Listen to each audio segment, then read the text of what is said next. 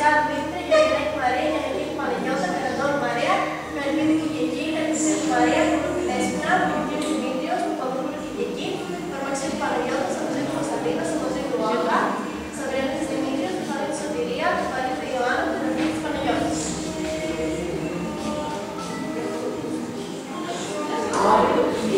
Για φωτογραφία που πήραμε στον Βόλο, στο επόμενο πρόγραμμα.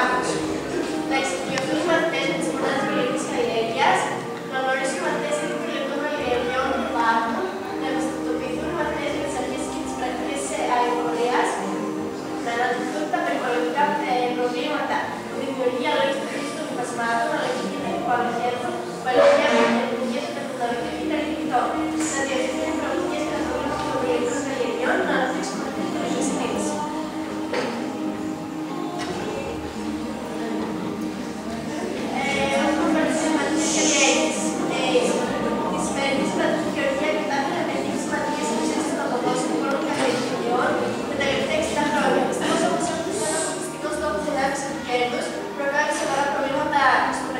Στην υγεία των ανθρώπων, γι' αυτό και ενεργοποιήθηκε σε μεγάλο βαθμό.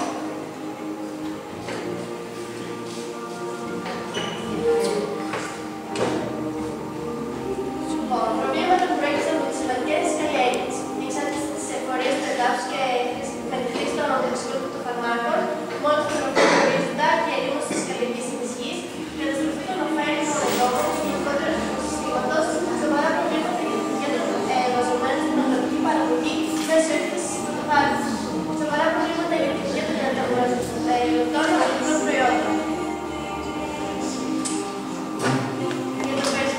Για τον περιορισμό των προβλημάτων αυτών, προτείνει να σβήσει από πολλούς ερευνητές και χώρες κτλ.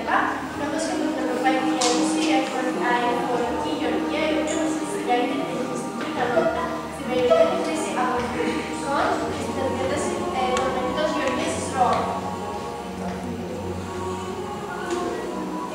Βιολογικές καλλιέργειες. Η βιολογική καλλιέργεια είναι ένα ολοκληρωμένο σύστημα παραγωγής και διαχείρισης των βιολογικών προϊόντων. Προστατεύει το περιβάλλον σε όλα τα στάδια διαχείρισης του οικοσυστήματος, προασπίζοντας ταυτόχρονα την υγεία των καταναλωτών. Κύριο χαρακτηριστικό της βιολογικής καλλιέργειας είναι η απουσία χημικών λοιπασμάτων, αδειοκτών, μικροφαρμάκων, ορμονών και άλλων εξίσου κίνδυνων χημικών ουσιών σε όλα τα στάδια παραγωγής.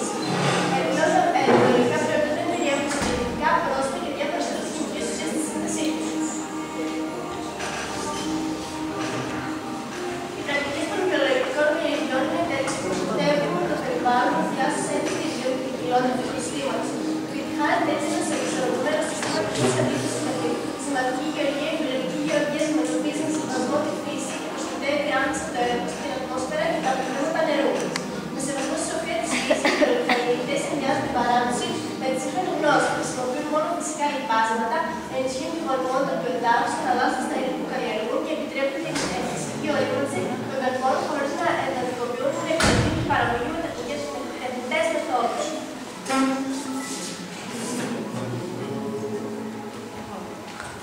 Βασικές αρχές και πρακτικές της βιολογικής γεωργίας. Εναλλαγή καλλιεργειών στο ίδιο παράγωγο. Αυστηρά όρια στη χρήση προϊόντων και τοποθεσίας. Απαγόρευση χρήση γενετικά τροποποιημένων οργανισμών. Χρησιμοποίηση των αυτοπαραγόμενων χώρων. Επιλογή φυτικών και ζωικών ειδών προσαρμοσμένων στις τοπικές συνθήκες της περιοχής. Εκτροφή ζώων ελευθέρας προσοχής με χρήση βιολογικών ζωοτροφών. Εκμετάλλευση των έμφυτων φυτών κατάλληλων των φυτών. Διατήρηση της ισορροπίας των οργανισμών και προστατευτισμού του εδάφους. Κυριότερα έχει βιολογικών προϊόντων, λαχανικά και σαλατικά, φρούτα, όσπρια, δημητριακά και σάλατα, σμαρικά, κρέας και λευκά, πτυλικά, αυγά, γαλακτοκομικά, λάδι και ελιές, υστερικά καρπί και σπόροι, κότανα και αρωμήματα, φυσικά βιολογικά καλλιτικά. Πλεονεκτήματα της βιολογικής γεωργίας. Η προστασία των καλλιεργητών και των πολλών καταναλωτών από κίνδυνες ουσίες, η διάσωση ιδιωτικών φυτών, η στοπίση περιβαλλοντικής ρήπανσης από γεωργικές δραστηριότητες, η μακροπρόθεσμη σταθερή απόδοση του εδάφους που δεν εξαρτάται τα ανταλλακτικά συστατικά, η δυνατότητα εισαγωγής ανάπτυξης σε περιοχές που στερούνται των χώρων για ανάπτυξη συμβατικών καλλιεργειών.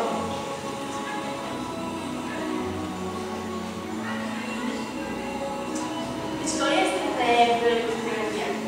Απαιτεί αλλαγή καλλιεργικών συνηθιών, απαιτεί χειρονακτική δουλειά, ενδεχόμενες μικρές παραγωγές, μη αποτυχημένες οχές, απαιτεί τη στήριξη κανόνων, προβλήματα διάθεσης προϊόντων, υψηλές τιμές και καταναλωτή. Τα βιολογικά προϊόντα είναι καλύτερα για την υγεία μας.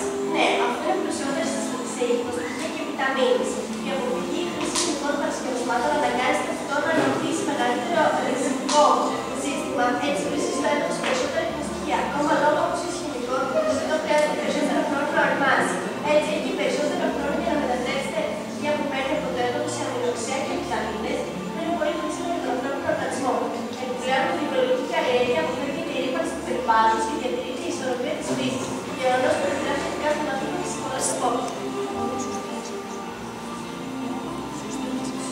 Γιατί τα βιολογικά προϊόντα είναι πιο ακριβά από τα συμβατικά, πιο υψηλή τιμή οφείλει αρχικά στη μειωμένη παραγωγή, στο αυξημένο κόστος παραγωγής, μεγαλύτερο γραφικό κόστος δηλαδή, στη μειωμένη προσφορά, όσο περισσότερη παραγωγή παίρνει στην βιοκαλλιέργεια, τόσο θα πέφτουν οι τιμές. Για παράδειγμα, στην Ευρώπη αυτή τη στιγμή η διαφορά στην τιμή ανάμεσα στα βιολογικά και συμβατικά προϊόντα είναι μόλις 5-10%.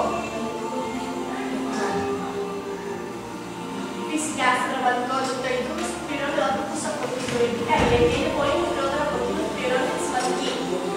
Η επιπτώση που έχει στην υγεία των ανθρώπων στο περιβάλλον και χρήση χημικών αντισταθμίζονται με επιπτώσεις με τεράστια ποσά κάθε χρόνο σε απαντήμονες θεραπείες.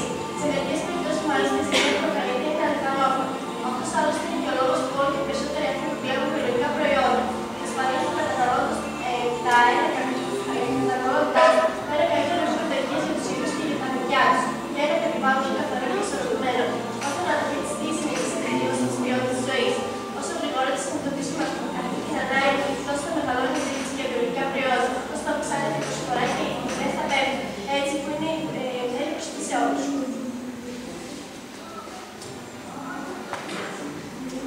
Λοιπόν, 6 προβλήματα υγείας που προκαλούν τα φυτοφάρμακα. Ο διαβήτης, καρκίνος, παχυσαρκία, νόσος του Πάρκινσον, στηρότητα και λάθος γεννήσεων.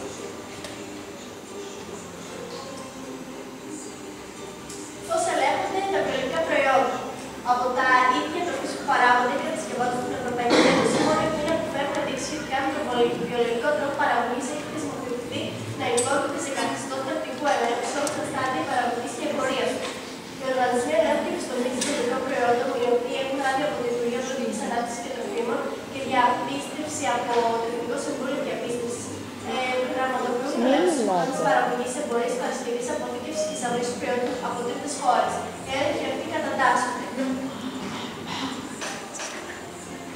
στην αρχική επιθεώρηση ή επιθεώρηση ένταξη, σε εποπτικές επιθεωρήσεις, τις οποίες γίνονται θεματολογικές προκειμένου να ανοιχνευτούν μη επιτρεπόμενες ουσίες.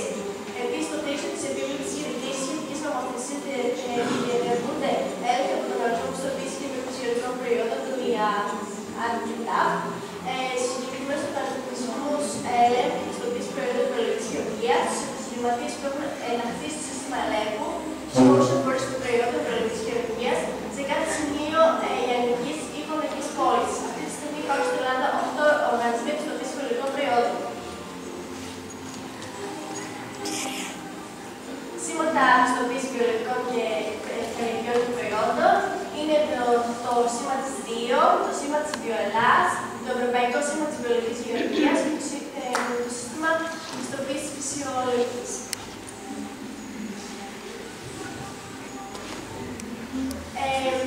Επίσης, άλλη τεταμένη με την βιολογική γεωργία είναι και η βιολογική κτηνοτροφία.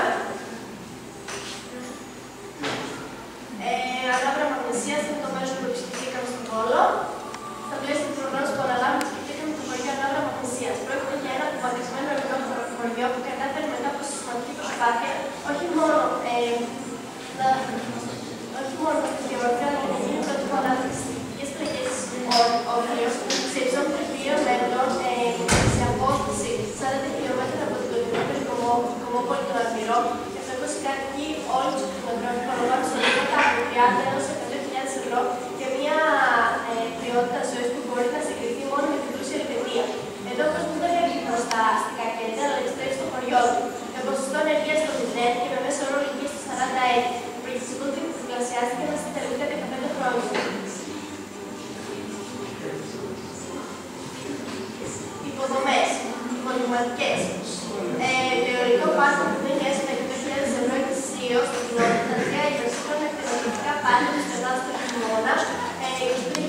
ζώα, το πρότυπο σφαγείο που θυμίζει χειρουργείο, το διόρυγο πάρκι με ορυκτά θέσεων, το γυμναστήριο με τα τελευταίες τεχνολογικές μηχανήματα, τα γήπεδα ποδοσφαίρου και μπάσκετ, το λαμπρατικό μουσείο, φυσικά το περιβαλλοντικό πολιτιστικό πάρκο, το σκύλους και 40 θεμάτων. Η κοινωνική μερίδα κατέχει πρώτη στη θέση. Γεωργικό και δημοτικό, του κουτιού, αγροτικό ιατρείο, πάντα στελεχωμένο, τεράστια στέγαση για τους δασκάλους και τους γιατρούς, βοήθεια στο σπίτι, σχεδιασμού στο γυμναστήριο, ακόμα και για πισίνα. Ποιο είναι άραγε το βασικό της επιτυχίας, πώς μια μειονεκτική περιοχή κατάφερε το θαύμα. Φωτογραφίες από το χωριό, το νηπιαγωγείο, το σχολείο, το γυμναστήριο και τις εκδηλώσεις με το δημοτικό σχολείο.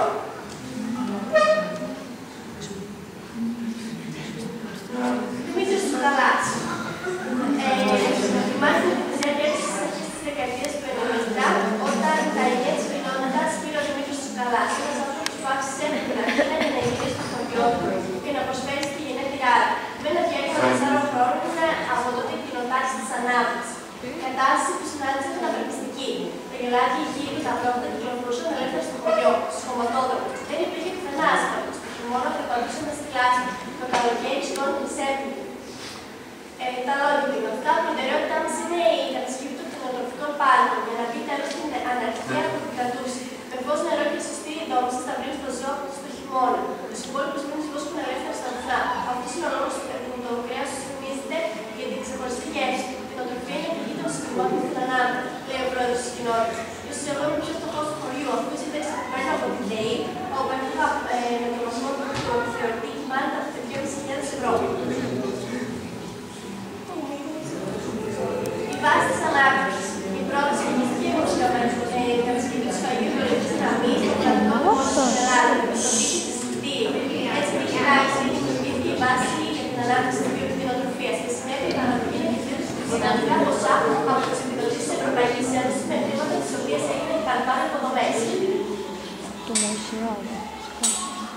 Σήμερα, ξύπνιος σχολαστικός και με όραμα ο μόνος παρακολουθεί ανελειπώς κάθε κοινωνικό πρόγραμμα και εκμεταλλεύεται όντως. Το σημαντικότερο επίτευγμά του, όπως λέει ο ίδιος, είναι ότι κατάφερε να αλλάξει την οτροπία των συγχωριανών. Στην αρχή έπρεπε να τηρήσει τη σχέδιά του, αλλά με επιμονή και επιμονή τους έκλεισε. Τώρα τους καλεί να δημιουργήσουν υποποιητήρια για τα προϊόντα τους, ώστε να ολοκληρωθεί το φάσμα της οικολογικής παραγωγής. Η Ελλάδα δεν πάσχεται να ανάπτυξη στον κράτος, είτε λες, είτε δικάτηση. Έτσι, πριν από 3 χρόνια, ολοκλήρωσε το έργο του Αερολογικού Πάρκου με τις 20 ανεμογεννήτριες και με ανάδοχο την ισπανική εταιρεία Γκάλους. Έσοδο του χωριού. Το ρεύμα που αγοράζει η ΔΕΗ, ενώ η κοινότητα για τη χρήση του χωριού, που της ανήκει εισπράττει έως 100.000 ευρώ το χρόνο. Η υποδημοκράτηση βρίσκεται και ένα του υδροηλεκτρικού εργοστασίου από τον όρο των κομμάτων της Ανάβρας, από εκεί θα εισπράττει άλλες 100.000 ευρώ. Η επιστροφή στη Κρήτη είναι μια σταθερή πολιτική για τον κύριο Τσουκαλά, για να ενισχυθεί κι άλλο πληθυσμό. Έκανε επέκταση του πληθυσμού και δίνει κόμματα σε άστοχους δημότες στο μισό της αντικειμενικής του αξίας με αποπληρωμή σε 5 δόσεις. Ο σύγχρονος τρόπος ζωής, ο επίλογος ενός όμορφου ταξιδιού. Ο σύγχρονος τρόπος ζωής και την τροφή χαρακτηρίζουν αναμφισβήτητα επιμερισμένη και την επιστροφή με την φύση. Η Ελλάδα συνιστά ένα άρτιο πρότυπο που αναδεικνύει την αξία και τις ιδιαιτερότητες του ανθρώπινου νου. Η αγάπη και η φροντίδα των κατοίκων του χωριού βελτίωσαν όχι μόνο την χώρα, αλλά και την καθημερινή του πραγματικότητα. Μια πραγματικότητα που θα έπρεπε να αποτελεί σημείο αναφοράς για τους υπόλοιπους Έλληνες, εφόσον αποτελεί κοινό τόπο του γεγονός